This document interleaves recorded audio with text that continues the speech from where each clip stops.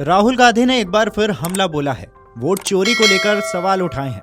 इन सवालों के बीच उन्होंने बेरोजगारी और भ्रष्टाचार का मुद्दा उठाया है, जिसकी चर्चा अब तेज है।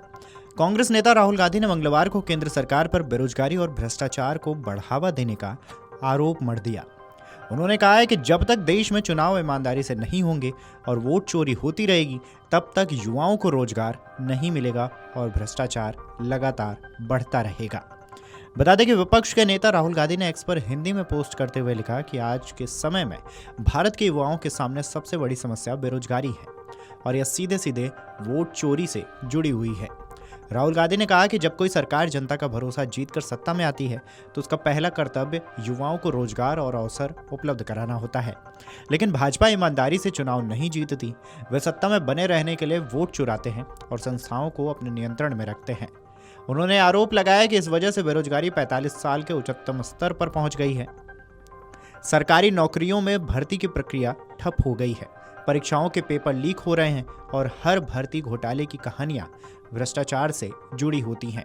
राहुल गांधी ने इस बीच प्रधानमंत्री नरेंद्र मोदी पर निशाना साधते हुए कहा है कि देश के युवा मेहनत करते हैं, सपने देखते हैं और अपने भविष्य के लिए संघर्ष करते हैं, लेकिन मोदी जी का ध्यान सिर्फ अपने पीआर पर है। कभी मशहूर हस्तियों से अपनी तारीफ करवाने में तो कभी उद्योगपतियों को फायदा पहुंचाने में।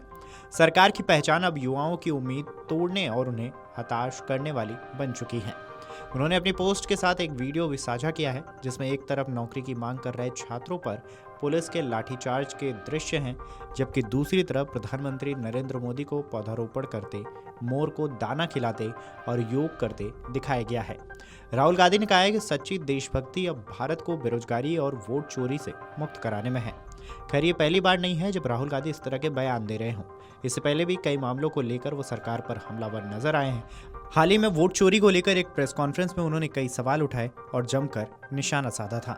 उन्होंने वायनाड में कहा कि हम एक हाइड्रोजन बम लाने जा रहे हैं जो स्थिति को पूरी तरह तहस नहस कर देगा।